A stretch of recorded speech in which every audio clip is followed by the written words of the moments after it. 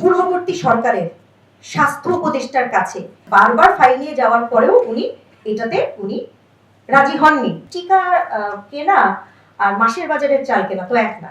তো অবশ্যই ওনাদেরকে আমি দায়ী করব। বর্তমান সরকার কিন্তু উদরপিণ্ডি বুধর ঘাড়ে চাপাচ্ছে না। মানে আমরা সবসময় শুনি যে জাস্ট আগের যে সরকারটা গেছে, আমরা সবসময় বলি কি আমার আগের সরকার এই ভুল করেছে।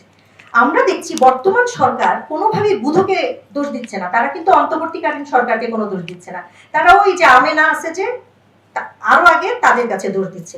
তো আমিও ইয়ের মতো বলতে চাই, আমাদের আক্তারুজ্জামান ভাইয়ের মতো, যে হ্যাঁ ধরেন যে অন্তর্বর্তীকালীন সরকারের কোনো দোষ নেই, দোষ এর আগের সবার।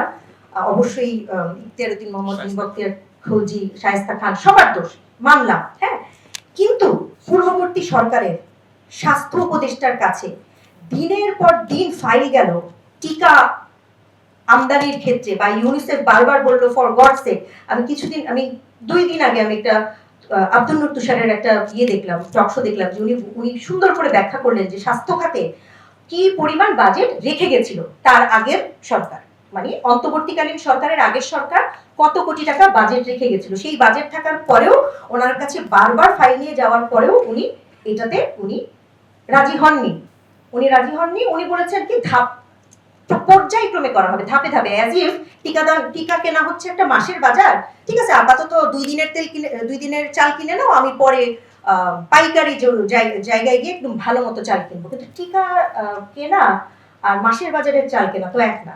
তো অবশ্যই ওনাদেরকে আমি দায়ী করব, আমি আমার জায়গা থেকে দায়ী করব। হ্যাঁ, বাংলাদেশের মায়েদের অপুষ্টি আছে, যেটা আজকে হঠাৎ করে এই বছরে হঠাৎ করে মায়েদের অপুষ্টি হয়ে যায়নি। বাংলাদেশের মায়েদের সে একদম বাংলাদেশের জন্মের শুরু থেকেই অল্প বয়সে বিয়ে হয়।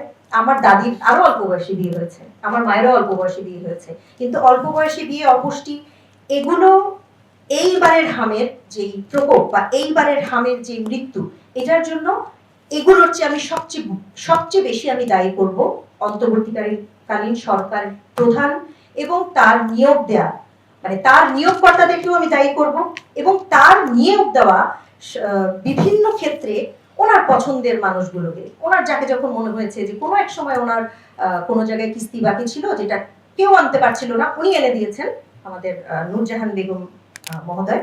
তো ওনাকে একটা পুরস্কার স্বরূপ যেখানে যাকে বসিয়েছেন সেই জায়গাটাকে